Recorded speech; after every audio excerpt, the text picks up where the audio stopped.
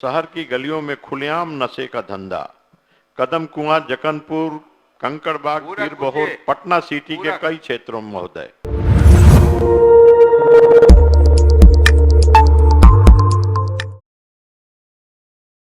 प्रताप सिंह महोदय, सरकार से यह जानना चाहता हूं माननीय मंत्री महोदय से कि हाल के दिनों में 28 दिसंबर 2023 को दैनिक जागरण में शहर तो शहर अब गांव की गलियां भी सूखे नशे की चपेट में। महोदय, 29 दिसंबर को शहर की गलियों में खुलेआम नशे का धंधा।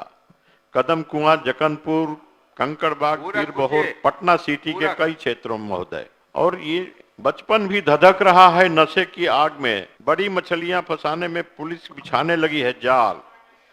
आरा से जुड़ा कनेक्शन महोदय।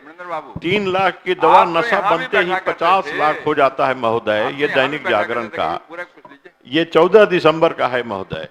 और 31 दिसंबर का है कि कहीं भाभी जी, कहीं लाली, ड्रग्स के धंधे में महिलाएं। महोदय, मैं सरकार से यही जानना चाहता हूं कि क्या सरकार ने जो उपलब्धियों का जो ब्यौरा दिया है वह संतोषजनक नहीं है। आपूर्तिकर्ता कहीं पकड़े नहीं जा रहे हैं। पूरा पूछिए ना, क्या चाहते हैं? तो क्या हम चाहते हैं कि क्या सरकार स्पेशल टास्क फोर्स गठित करके और खुफिया विभाग को भी उसमें लगा के, क्योंकि ये काम ये उत्पाद विभाग द्वारा संभव नहीं है। ये उनकी हैसियत से बाहर की बात है कि वो इस सूखे नशे को पकड़ पाएं।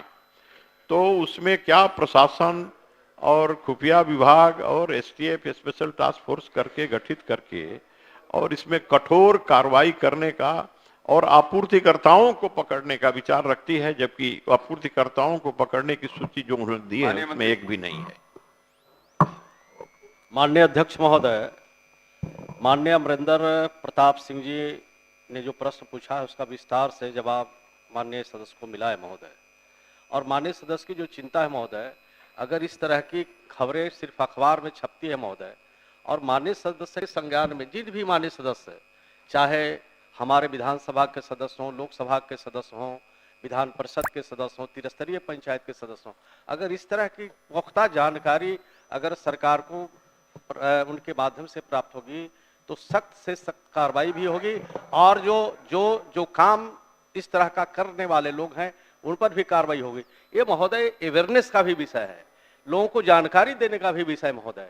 अगर इस सिलसिले में अपने बच्चों, अपने समाज में जहां भी माननीय सदस्य जाते हैं, भाषण देते हैं, उद्घाटन करते हैं, शिलान्यास करते हैं, जनसभा करते हैं, अगर जनसभा इन चीजों पर अगर अपनी बात को पूरी तरह से रखेंगे कि इससे बहुत समाज में आने वाली पीढ़ियों को नुकसान हो रहा है, तो मैं समझता हूं ये रुकेगा भी। और माननीय सदस्य के जो भी जानकारी है महोदय, अगर सरकार को उपलब्ध कराएंगे तो सख्त से सख्त कार्रवाई करेंगे। महोदय, आरा में, मैं आरा से आता हूं, माननीय मंत्री महोदय भी जानते हैं, आप भी जानते हैं सर, कि आरा में ये मामला कितना गंभीर रूप धारण कर चुका है। आरा स्टेशन से लेकर के जैन कॉलेज होते हुए और गांगी तक का जो मोहल्ला है पूरा, ये स्मैक और चरस, ये सब ये सूखा नशा बेचने वालों का, आपूर्ति करने वालों का जमघट लगा रहता है। स्कूल के पास, कॉलेज के पास, अन्य ऐसे भीड़ भाड़ स्थानों के पास, स्टेशन पर ये हैं। और हमने कई बार पुलिस को भी कहा महोदय, लेकिन कहीं कोई इस पर कोई ध्यान नहीं है। और बड़े बड़े माफिया इसमें लगे हुए हैं, करोड़ों अरबों की संपत्ति वहां पर लोग बनाने वाले खड़े हैं महोदय। पूरक प्रश्न मेरा यही है कि क्या पूरे राज्य में जो मामला है वो तो है, लेकिन क्या आरा में विशेष रूप से छापामारी करके आपूर्तिकर्ताओं को पकड़ने का सरकार विचार रखती है, एसटीएफ का गठन करके और पुलिस को लगा करके, पूरे प्रशासन को लगा करके, केवल मद्य निषेध विभाग के भरोसे नहीं छोड़ करके सरकार गंभीर विचार रखती है, कार्रवाई करने का विचार रखती है। अध्यक्ष महोदय, माननीय सदस्य की चिंता वाजिब है महोदय, और सदन के माननीय सदस्यों को भी देख रहे हैं, इस पर काफी चिंता जाहिर करने की कोशिश कर रहे हैं महोदय। सरकार इस विषय वस्तु से चिंतित है।